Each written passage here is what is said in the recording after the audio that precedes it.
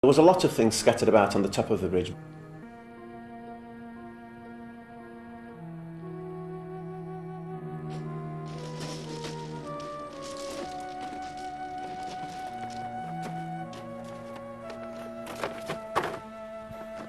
It's only a sheet of polythene!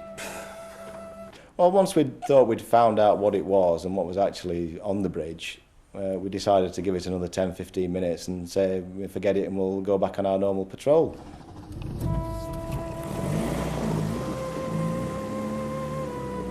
I suddenly got this feeling, you can't explain it. There's this saying, somebody's walked over your grave, which turns you cold. And I then became aware that somebody now had appeared directly on my right hand side and was virtually leaning and pressing themselves against the car. I managed to cast my head quickly to the right and remember seeing the upper section of somebody's chest torso and a clear V sign. Oh my God! Look! What the heck is it? I don't know. It's gone. Is it?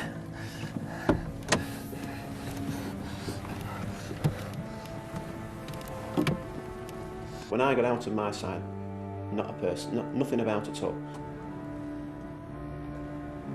I even hit the deck and looked under the vehicle because nobody could have run away from us with bankings on both sides. Nobody ran forwards or backwards.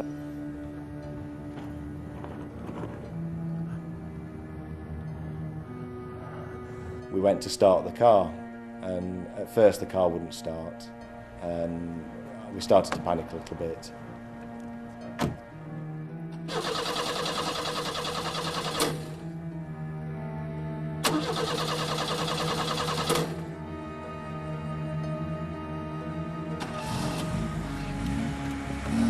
We drove off and radioed our colleagues. There's a bang behind the car, which I can only really put down to sounding like somebody was hitting the back of the car with something like a baseball bat or a pickaxe handle. We need help on the bypass side.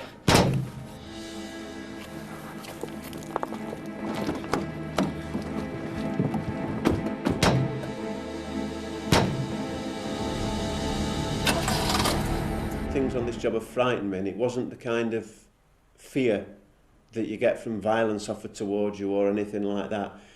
It was more the kind of dread feeling or knowing that something's happening that you've no control over. Just for the record, the Stocksbridge bypass was opened on Friday the 13th.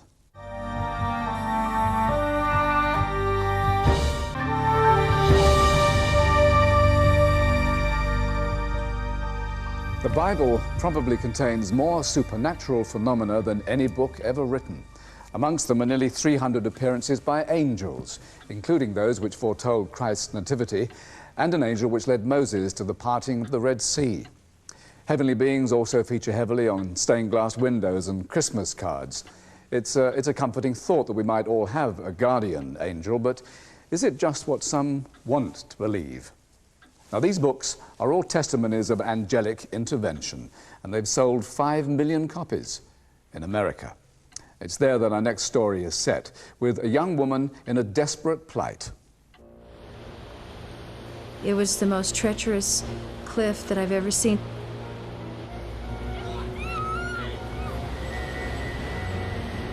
So I started screaming, "Help, help, somebody help me." Don't know how I got down. No one else could possibly have survived it without angelic assistance. Rescued by angels. Chantal Lakey is one of hundreds who claim that when life is on the brink of crisis, heavenly beings have stepped in. An incredible claim. But such tales of survival are so remarkable, so incredible, that it seems normal explanations hardly apply. Shari Peterson has to fly all over the world in her job as a travel guide. Planes are her second home. But on a flight from Hawaii to New Zealand, she realized something unusual was happening.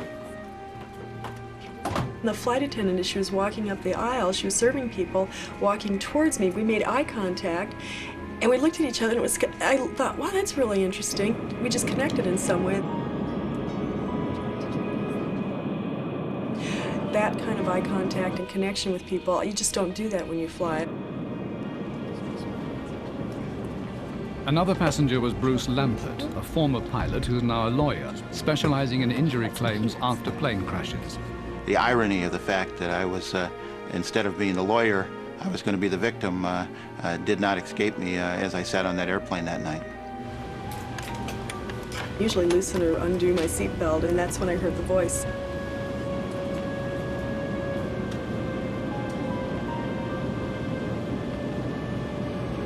Fasten your seatbelt. Did you say something? No, I didn't. Only Shari Peterson had heard the voice, seemingly from nowhere. I thought, that's not something one person would say to another person. And that's when I went, I'm going to do this. Less than a minute later, she knew why. Suddenly there was this huge boom, and then this incredible decompression as the side of the airplane opened up.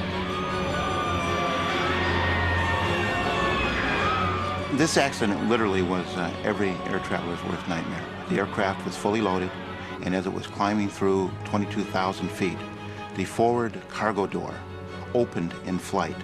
It was caught in the 300-knot airstream, tearing a hole through the main cabin. Anybody that would not have been fastened in their seat would have been ejected through the hole.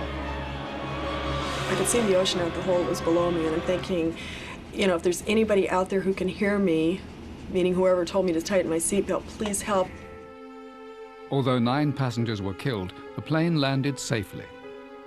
They have done numerous simulations of the actual accident, and they can't make the plane land. We had 2 engines on fire, the side of the airplane's gone, we were, you know, loaded with fuel. Since that time I've gotten to know the pilot and Captain Cronin, and he said he did not land that airplane. I quote. That was really not from this world. A messenger from somewhere, call it what you will. I believe it was an angel. And as he began to handle the compensation claims, Bruce Lampert found she was not the only one. The husband and wife related to me that he heard a voice. Of the 50 people that I represented, they all had dramatic stories. But I found it very unusual that out of those folks, the 2 of them had actually heard somebody on the aircraft during the trauma of the crisis speaking to them. But is all this just wishful thinking, a comforting way to face such traumatic experiences for the victims? They believe that they've seen angels because, to a certain extent, they have. They have seen them. They seemed real to them. Now, I don't think they saw something that was outside themselves. I think that they saw them in their own minds. On occasion, things can conspire and produce a waking dream that has all the attributes of reality. Real or not, so many people now claim to have had angel experiences that one believer, Marilyn Weber, holds weekly discussion groups at her home. And just last week in Chicago, one of the it does on the playground, never cease to amaze us of many stories that people tell us about angels. One of the stories that has really touched me lately has to do with the earthquake that took place a few months ago. My grandson's teacher was sound asleep on the couch. Something tapped her on the shoulder and said, "Get up." And she said she immediately woke up and walked down into the basement. Her whole home was destroyed. And where she was laying, a beam from the ceiling had fell right on the couch. You know, whatever. Marilyn Weber has received almost 10,000 letters from angel believers, and she's even started up a mail order business. She became a devotee herself after, she insists, 4 angels came to her in a dream. Yes, that's a ceramic one that's made by a special... And they weren't the angels I wanted to see or expected to see, because they were dressed in black. And their message to me was that I was dying. Unless something was done, I was dying. So I woke up as so distressed with this dream and with a pain that I'd never felt before. Marilyn rushed to hospital. Her medical records showed that she was found to have a form of cancer from which patients never usually feel any pain until it's too late. I wouldn't have gone to a doctor had I not had the warning. And had the cancer just been allowed to continue, then I would not have survived. Some people don't claim only to have heard strange voices or dreamed about angels, though. They say they've actually seen them. Sure you will. Dale was very, very athletic, very much into trying new events and exciting, adventurous things. Chantal Lakey and her fiancé Dale Thompson were on their way home from a holiday on the west coast of America when they stopped the car to climb a rock overlooking the sea for a spectacular view of the ocean. I wanted that moment at the top of the mountain to last forever because I had never felt more intimate and close to Dale. God, this is gorgeous. I don't want to leave. Oh, I know, I don't want to go home. Well, you know what? What? We do have a few hours. Why don't we just take this trail over here and go down to the beach? Let's go, okay? Okay. All right.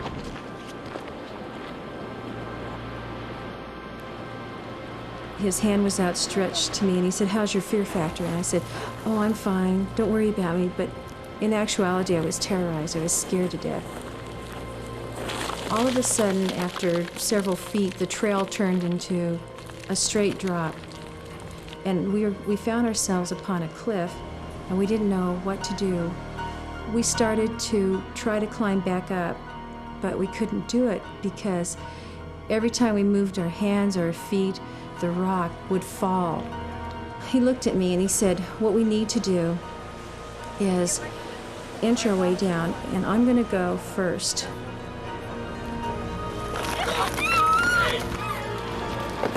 He kept falling and falling until I couldn't see him fall anymore. And I was up there all alone.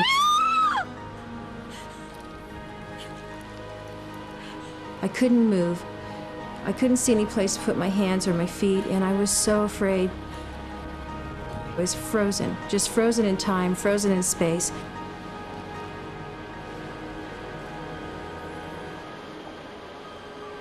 All of a sudden, I was in a mist. I just remember hearing the singing and feeling the mist all around me and the love and the specialness. And at that instant, I knew there was angels. Chantal found herself at the foot of the cliffs. Dale had been killed, but she wasn't even injured. So was she helped by unearthly hands? Could she have made it another way? Not according to the local police.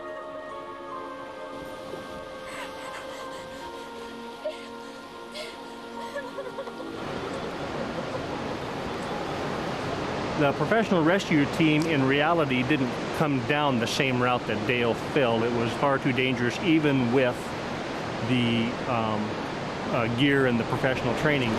Chantal said she came partway down that face of that rock. It's the opinion of the rescue personnel that once committed, neither could a person come down unassisted nor go back up. So how she got off that rock is left to speculation. I know that it was real. I know that the angels were there for me. After Dale's death, Chantal Lakey met a new man. He'd had an angel experience too, and now he's becoming famous for painting pictures of them. And these guardian spirits are appearing not just in America, but all over the place. A few years ago, Russian cosmonauts in an orbiting space station radioed back to base saying that they had seen angelic beings outside their spacecraft. Well, they were very high. Until next time, good night.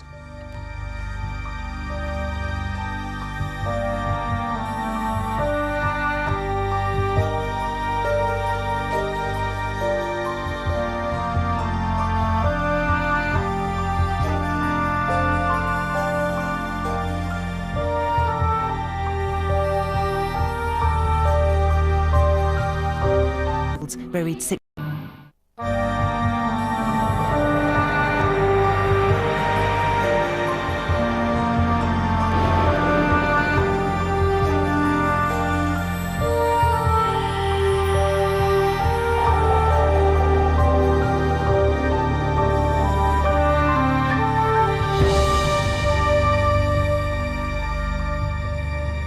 Every year, hundreds of unidentified flying objects, UFOs, are reported over the British Isles. Most of them can be explained, but about 1 in 10 defy the investigators.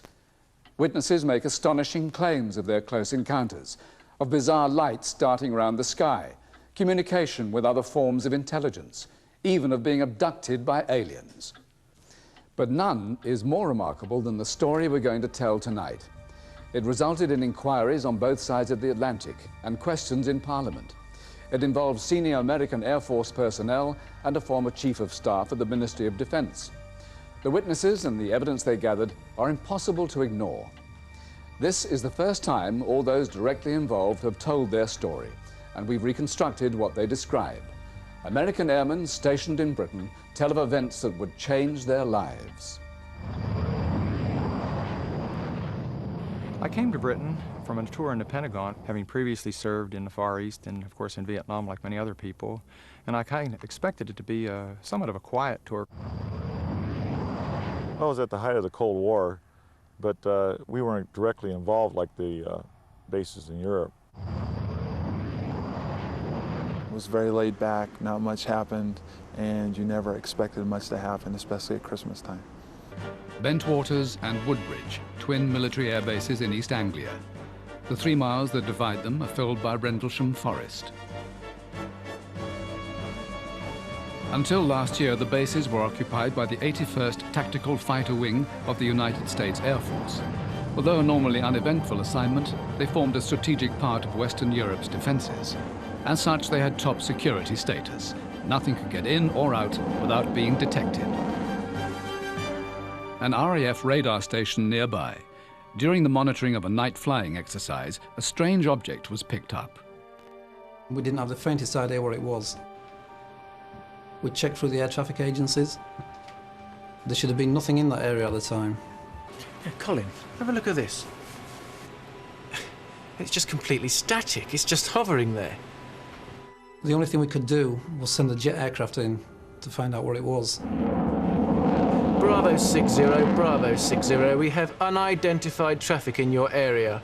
Your new target is 270 degrees, range 10 miles, indicating 5,000 feet, over.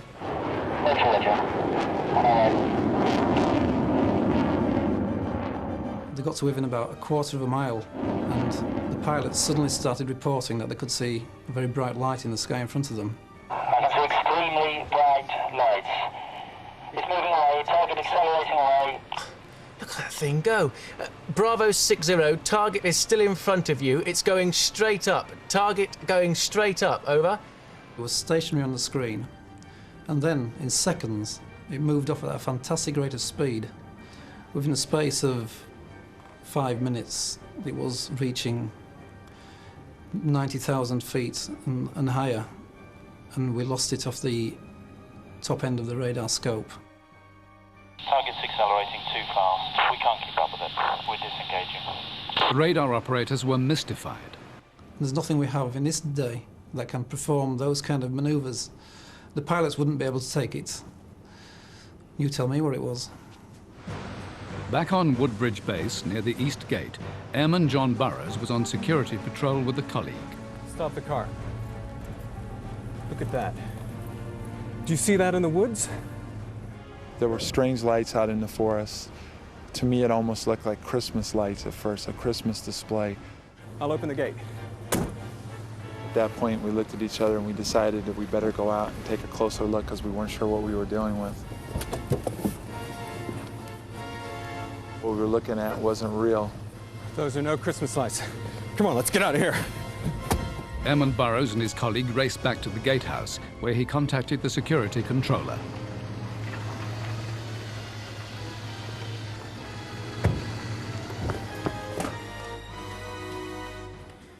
Hi, this is Burrows here. I'm out at the East Gate. We've got a problem here. He had a lot of trouble believing what I was telling him because it was Christmas and I played a lot of jokes on him before. I'm serious. This is not a joke. There's something out there. Eventually persuaded by the airman's tone, the controller contacted Sergeant Jim Peniston. Roger, Control. We're on our way, over. I received a call from the control center to go on down to the East Gate and contact John Burroughs. And I asked him what was the nature of the problem down there. And they said that they'd rather not tell me. They'd rather have me go down there and talk to the patrolman on scene. What is that? I don't know, and I don't want to know. Did you hear an explosion, John? It didn't crash. It landed. The first thing that came to mind is an aircraft crash. I've had at least 30 or 40 crashes that I have been to at that point in time, and that's definitely what I thought it was. I'm going to contact control. Sergeant Peniston at the East Gate. I've got a possible aircraft down just beyond the perimeter. They notified me that they were tracking an unidentified bogey about 15 minutes ago, and they confirmed it with contact with Eastern Radar and Heathrow in London. And at the approximate location, about 5 miles off base, when they lost contact with it. Well, they registered it. They don't know what it is either. So, a plane or what? It was Christmas time, and there was no scheduled flying for that night. I had heard rumors that it possibly could have been a British exercise with ships and planes out at sea. Whatever it was, Sergeant Peniston knew they had to go and find out. I got permission to proceed off base to investigate. Following military rules, the Americans had to leave their weapons behind. One part of me wanted to go ahead and go out there and figure out what we were dealing with, and the other part of me was saying, no, you don't need to go out there, just go ahead, stay back at the gate where it's safe and you don't have to worry about what's going on. The men went through the forest towards the lights. This is as far as we go. It's out on foot now. I started to see a defined shape, and at that point is when I realized it wasn't an aircraft crash, a fire, or anything of that sort. The air was filled with electricity that you could feel it on your skin as we approached the object. You felt like you were moving in slow motion. Your hair on the back of your head was standing up. You felt like you had very little control over your body. Then they saw it. I wish I had my weapon because I felt totally defenseless. It was about the size of a tank. It was triangular in shape. Underneath the craft was a high-intensity white light emanating out of it, and it was bordered by red and blue lighting, alternating. When nothing happened, the men, deciding the object wasn't hostile, got up to take a closer look. On the upper left side of the craft was an inscription that measured 6 inches high of symbols. They looked familiar, but I couldn't ascertain why. The Americans watched for about 20 minutes. And slowly started moving back, weaving in and around the trees. Got about 40 feet away, then it raised up into the air, and it shot off as fast as you can blink. On their return to the airbase, the men were called in by the officer in charge. Well, what happened out there last night? We know radar saw something. Now I want you to tell me in your words exactly what you saw.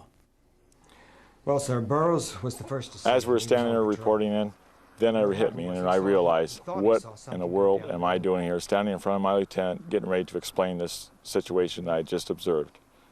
I thought, there goes the career, Jim. Had markings on it. Okay, this is what I want you to do. Gentlemen, he says, I need you to go over to the woods, he says, and take a look at the area in daylight to see if you can find any more physical evidence. Anything. We found branches on the ground. We found indentations in the ground. The local Suffolk police went out too. An officer found the indentations but reported they'd been caused by animals burrowing. I asked him why, and he says because he's not going to put anything other than that in his report. We found that just totally absurd. The ground was frozen, and it was just impossible for that to happen. Then the airmen remembered that the object they'd seen was triangular. They measured the distance between the indentations and discovered that they formed a perfect triangle. The activities soon came to the attention of the Deputy Base Commander, Lieutenant Colonel Charles Holt. Well, it's the aliens I feel sorry for. I wouldn't want a close encounter of any kind with Burroughs. Who's been having close encounters? Sir. Well, I guess you could say we were having a few Christmas festivities. Oh, yeah? Well, Burroughs and Peniston said they were out chasing a UFO in the forest. Are you serious? Well, that's what they said. Has anybody confirmed it wasn't an aircraft? Not that I know of. Whatever they saw, I want it in the log. Okay, I personally knew the individuals that had reported it, and I knew they were very credible people. I was sure something had happened. There was obviously something. I certainly wasn't convinced it was a UFO, but I didn't know what it was. There was only one way to find out. Huge portable floodlights, known as light-alls, were rigged in the forest, ready for anything which might appear the next night. But as darkness fell, the light-alls began to malfunction. Lieutenant Colonel Holt was interrupted at a Christmas dinner. The duty flight lieutenant came in, and he was quite shaken and insisted upon speaking myself and the base commander about a matter of utmost urgency. He said, "It's back." And I said, "What's back?" And he said, "The UFO is back." I assembled a small team of experts, and we set off in the forest really to debunk it. About 30 men followed the lights into the forest, armed with special equipment, including a night vision scope, Geiger counter, and a tape recorder. Right, this way. I'm certainly glad we made the tape, because if we hadn't made the tape, even I would have trouble believing what happened that night. But would anyone else believe them? This way.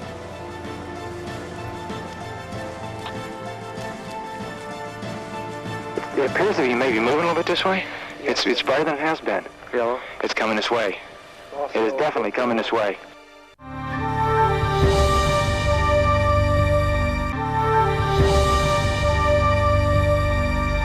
I knew there was something there. There had to be something there. But I also was firmly convinced there was a logical explanation for what was going on. Portable floodlights, known as light-alls, positioned in the forest, mysteriously refused to work. It's very unusual to have a problem with a light-all. That night, the light-alls wouldn't work, even when they swapped out and got other ones from the base. In addition, we had problems with our radios. All 3 frequencies we were using were intermittent and did not work properly that night. But other equipment was working. A night vision scope, a Geiger counter, and a tape recorder. The sound in this reconstruction is taken from the actual tape they claim to have recorded that night. There's no doubt about it. There's some type of strange flashing red light ahead. And it's yellow. I saw a yellow tinge in it, too. Weird. It appears that he may be moving a little bit this way. It's brighter than it has been. Yellow. It's coming this way. It is definitely coming this way. It pulsated as though it were an eye winking at you. And around the edges, it appeared to have molten metal dripping off it, just like falling to the ground. But I didn't see any evidence of anything on the ground.